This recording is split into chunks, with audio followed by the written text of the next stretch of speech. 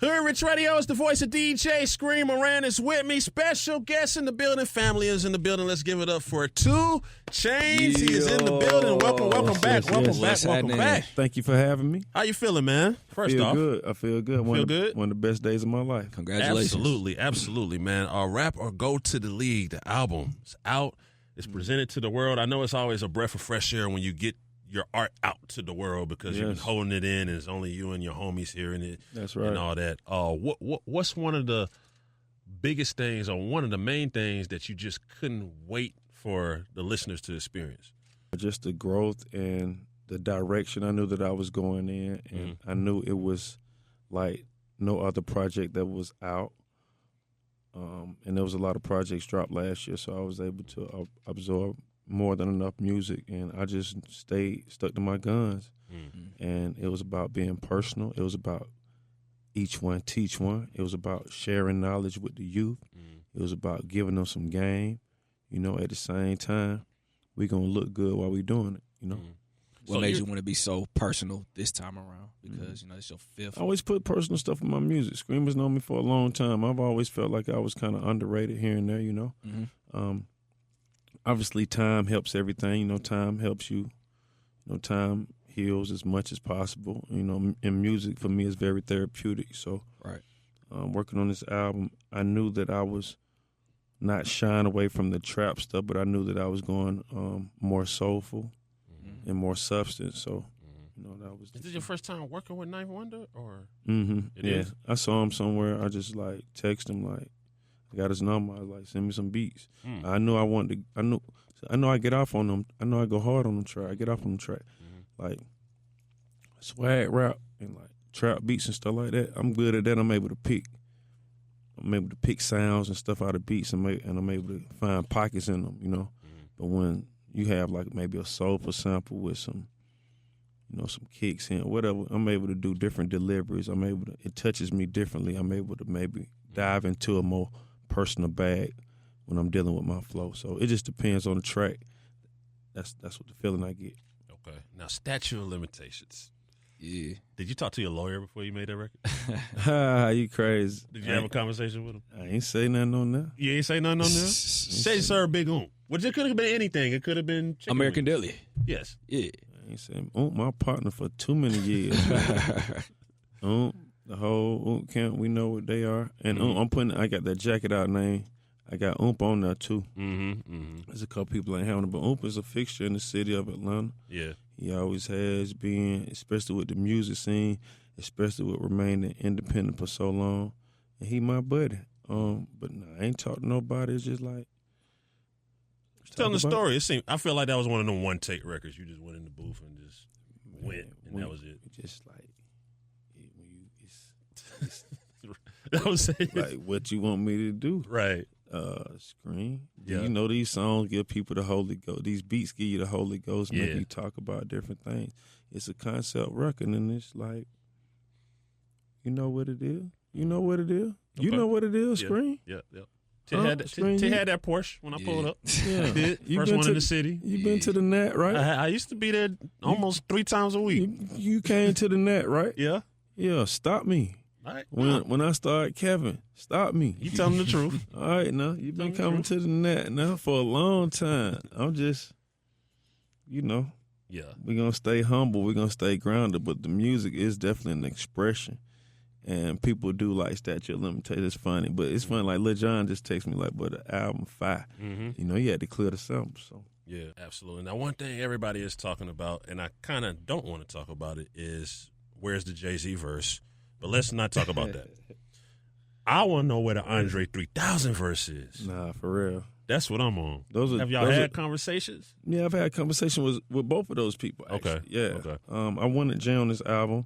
Maybe the next album, what I'm saying? Definitely wanted him on that. And it's probably, God works in mysterious ways. Maybe it's good that he didn't get over there. He's, because maybe it would have took away from some of the other highlights I had on my album, because I felt like I brought some of my best work to the table, and we know he demands a larger ear or whatever. Right. So we talked about it, and then, Andre 3000 is my favorite, person in the world as far as, when it talks about music and artistic expression and just being creative and being from Atlanta and sounding like it and just taking it with him everywhere he goes. And I've spoken to him before, even about a couple records, a record that's on this album. He loved the Forgiven record when I first played it because obviously he has a relationship with Lil Fate as well.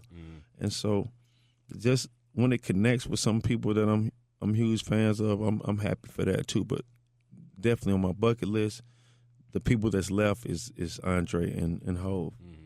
Word. Absolutely. Do you have any regrets not going to the league? You know, the rap thing is doing well. No. I never was going to go to the league. You know, on the inside, what you're going to do. You know, like I feel like I was going to be an entertainer. I didn't put enough time and commitment into basketball. It's a love that I have. I like shooting, still do. But like, you know, going every day. You like, you know, with anything you like to do, this job, you know, with music especially, it takes a lot of time to separate yourself or to, you know, to carve out a lane, you know what I mean? And I don't know if I necessarily, as I grew older, I've been playing basketball since MLK over here at 8 and under. You know what I'm saying? And I played. I had scholarships, opportunities, and everything. But like, I knew I changed the climate of a room, not even when I didn't have a basketball. Like, it was just something about me, my stature, how I got down, you know what I mean? Whatever it was, I felt that, you know, early, 8th, 9th grade. So I knew something was going to happen. I just didn't know what it was. Absolutely. How much did getting married inspire this album? Well, you definitely hear, you know, some of it in there. I've talked about Keisha for a long time. We have 3 kids together, so. And then, you know, I you know, Keisha's one of those names that got to marinate. I like to say. Right. Did you expect? So Atlanta, Word. so black, you know. So Yeah, absolutely. But I think it's beautiful having a family, you know. Like, yeah. I think it's beautiful having kids that act like one of y'all. You know, you just blame the other one for. Saw one the on get flaws. matching rollies with you. Yeah, all of them have rollies. All of them have rollies. Yeah, I bought all Okay. 3 of them That's rollies. nice. I actually bought them the rollies for the wedding, so they just wear them for different occasions and stuff like that. But yeah, I have a rollie. Hey, mama got a rollie. Like, can't be getting them no G-Shock. Like, I'm gonna get you straight. Right. Get you straight. Word. Did you expect to break the internet we proposed to at the Met Gala? Yes. Okay. He did. He knew what he was doing. Absolutely. Knew what he was doing. Working with LeBron James on the project. So, in the studio, did y'all couldn't have agreed on everything, right? But for the most part, it was probably a good synergy. But did y'all have any moments where he wanted to go one way and you wanted to go another way? So we worked on this for over a year. Y'all just saw like wow, the last thing. So he has a whole nother album that I probably put out either next or album after next. Another album with you? That I was gonna put out like a year ago. Okay. Before the wedding and everything. I had some more. I had Okay. another project. Okay. It was the same name, Right. but then I got the ninth one to beat, and I'm like, ooh. Right. And then stuff started just happening, Right. like, so, yeah. And so he sent me some songs at the end, like, bro, can't forget about this one, though. You know what I mean? And I was like, I ain't forgot, because I'm a hoarder, you know. So LeBron had access to all of 2 Chainz. Has. He got some stuff. He probably got LeBron about gets to 30 do all the songs. cool stuff. That's crazy. He did some cool stuff for me. Yeah. Word. He didn't have to do that, you know. Man, you know how much that helped me? I always feel like I brought something to the table.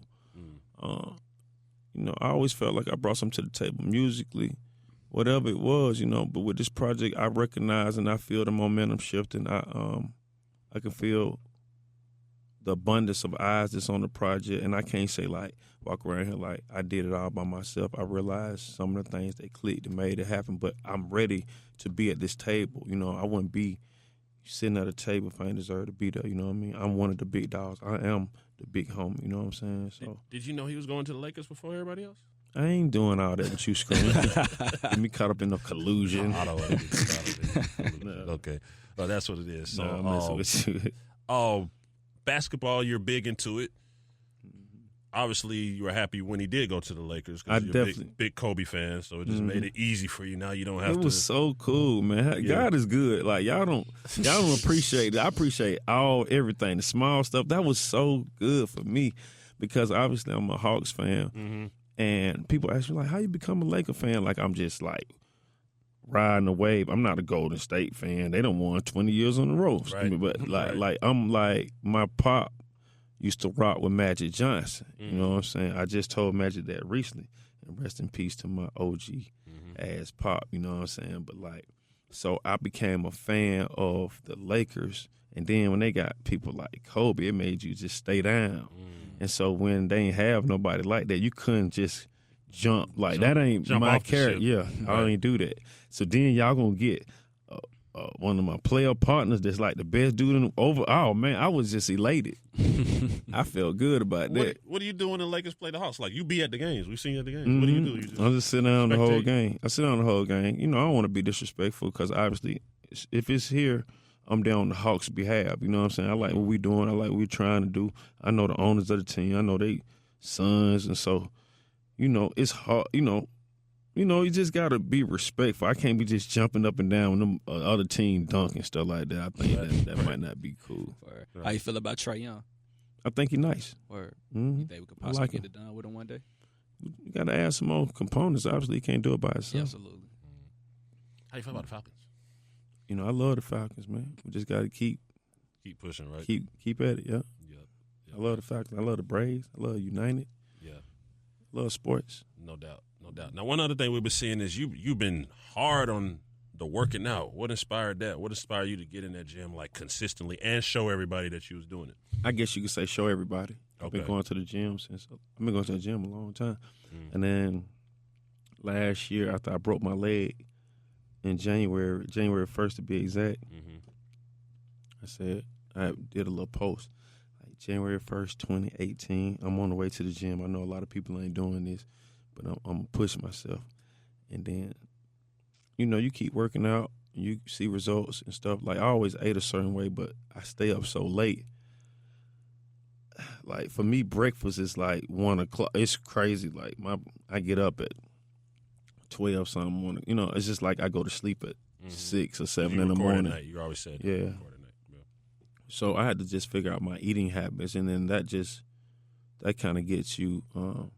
You get results obviously when you do the workout and the food together. So I think that started happening. And then when you start doing that, you probably want to show a few people because that's what everybody else do on the ground.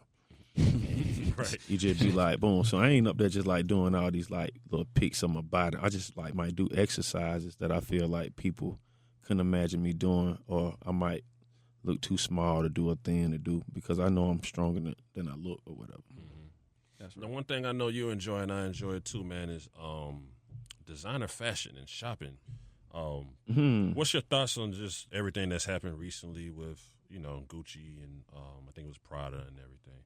And how does it affect your shopping habits, if it does at all? I honestly, I spent over, this is no cap, I spent over $1 million on clothes in 2018. And so I was pulling away from Gucci kind of anyway because the majority of the $1 million was kind of out of them because they don't really like offer me any discounts or any free clothes. And I didn't even go ask for any, you know. And so I was like, man, I'm going to need to find a new direction, which I was already doing. And I take pictures of everything I wear damn near every day anyway. So you can just see, like, probably when I started Vienna, I just started getting stuff custom made for me. I started doing one-on-one pieces. I started digging into some Versace stuff that I knew I could get my hands on. Or just, you know what I mean? I've always been able to express myself through fashion since high school. I've always enjoyed dressing. I've always cared about my appearance. You know what I mean? And everything that's going on with, like, the noose around the neck, some of the stuff is just, you know, obviously disrespectful. But then, you know, a lot of these brands are from, you know, overseas. They're not from over here. So, it's, you know, I guess, like, either they don't know or it's a disconnect. But I'm not here for that. I got, like, one of the hardest albums out in the world. Yeah, for sure. No, for sure. This is true. Do you feel like this is one of the moments you work for? Because when I hear 2 Chainz albums, I hear them and I'll be like, why ain't everybody as excited as I am? For real. Sometimes, no, just keeping it real. No cap, for real. But now it's like the excitement is there. So do you feel like this is one of the moments that you absolutely work for? I can't lie, and I want to embrace it because I've had a similar moment like this before, and I just kept it moving. And I just. What moment was that? It was 2012. You know, my first album. First album post. Yeah, got nominated for Grammys. I was doing 2 or 3 shows a night. You know, PJs every night. Just you know, leaving clothes in the hotel room. We're gonna just buy some more. Wow. Just. Not even remembering certain stuff. People trying to tell me, like, you don't remember this? Like, because I'm not. I'm just like, I'm just moving because I don't ever want it to stop. Like I know, like my mindset is when you get a hit record, it's like an hourglass, and it just turn. It's like not gonna be a hit. You're not gonna be hot, right? Whatever that may be. But I kind of been through this hourglass 3 times. People don't get to go through that. I this feeling that I got right now, I've had it before, and I told several people around me that some of this stuff was about to happen because it was just clicking. My stars was lining up. I'm very close to God. I'm very spiritual. I pray a lot. And it ain't even started. Like, what's going to happen for me is not even here yet. It's going to be bigger than this. Next time we see each other, it's going to be bigger than this. That's committed that he's still going to come back to Hood Radio. Give it 2 Chainz always coming back to Hood Radio. We salute him. I ain't changing up. How's it feel to have I might make you come to me, though, because that's like what normally. We'll come to the big mansion. Yeah, we'll come set up. No. We'll come to the big mansion. Not in Atlanta. No. Or find a studio or something. Nah, it's all love. Or how's it feel to have a Grammy to your name now? It feels good. Yeah. Nothing wrong with having a Grammy. Absolutely not. You going for the Oscar next, man? You can tell us. Man, no telling what's gonna happen next. It's gonna be big though, the biggest. Like the biggest Tony ever seen. Like anything I do, it's gonna be next level. It's just gonna be big. I'm gonna just keep moving. If it ain't broke, don't fix it. You know what I'm saying? I'm having an incredible journey right now. You know what I'm saying? I'm trying to bless everybody. If I can't bless them monetarily with no kind of money or nothing or a job, and then I'm trying to show them something that can click to where they can be in a position. That's all it is for me. I'm happy. I'm still relevant. I'm still knowing how to put this stuff together the way make the young boy be like, okay, now, you know, I'm still something to be reckoned with, you know. I'm still pulling up, looking like it. You know, looking like it, the whole thing. Yeah, everything. I'm smelling like it. You know, I'm having it. Yeah. You know, it's good, man. I wish I would complain. God be mad at me. I can't complain. True story. So the album, what? Let's say there's a person with a short attention span because you know some of the younger people don't listen to full projects. They go kind of choose their own records. They gonna listen to this one. I feel it's crazy though. I put one together like that. It's 14 songs. It's 55 minutes long. It'll get you from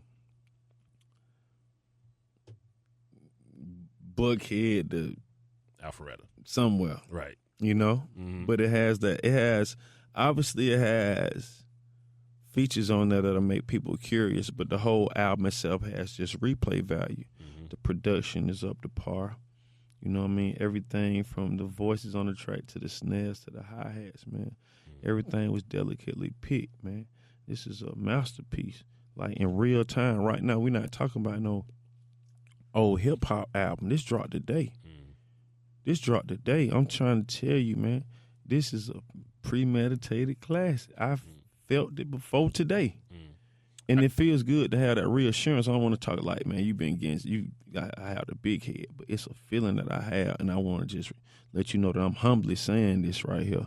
What I put together, I feel like it's something that's worth, and people will give it a chance to listen to from top to bottom. No doubt. I kind of felt that way too when I saw the artwork. Like, okay, this artwork is that type of artwork. Like your artwork, some of your artwork can be also art, like you're hanging on your wall. No doubt. You know that picture is it's still an artistic piece for me because art for me is supposed to speak to you, and it's supposed to say something different to each individual in the room because you know art is like it's a language, it's a form of a language. You know that's why they call music art, and I figure like with pictures like.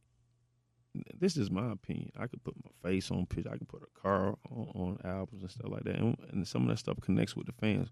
But with me and where I'm at in my career, I like to show some image, some type of image that be like try to put everything together. So what's maybe a record that maybe a sample didn't get cleared or something? Like what's a record that I know it's a lot of them. What's a record that should have made it on there, Chainz? That just didn't quite make the cut.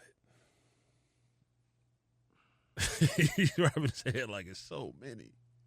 It is. It's so many. The last one that didn't make it though is Deadbeat Moms. Okay. Yeah, it was supposed to. Moms. Interesting title. Yeah. So it was supposed to be on the album. Was it a sample issue? Okay. Yeah, and just didn't clear the night. Like did they can't be getting sued because once you put it out without their permission, you're just at their mercy, man. They can really rag top you. So,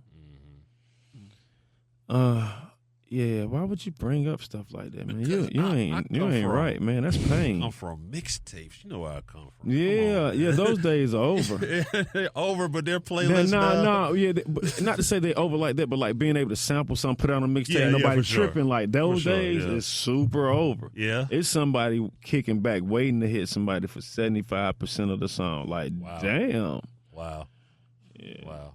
I'm sure you'll get it together and we'll hear it. Oh, no doubt about it. It has to come out. Yes. Yeah. Because the title alone, now, people going to want to hear it. Yeah. You know what I'm saying? Congratulations on Rap or Go to the League, man. It's on all streaming platforms. What else you got coming up for the year, man? Is there a tour soon to follow? Yeah, I'm going to put a tour together. I'm just trying to wait till the smoke settles from the album. Mm-hmm. You know, I want to definitely do bigger venues. Okay. You know. 2 Chainz and friends at Mercedes-Benz Stadium. That's big. I'm really honestly like realistically thinking like Phillips. That's like 17,000. That's a lot of people. Yeah.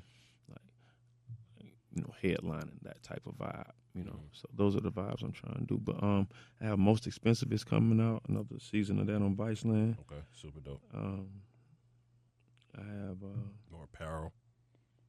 Yeah, I'm dibbling and dabbling in the fashion here and there. Mm-hmm. I have people calling too, so something new probably might pop up.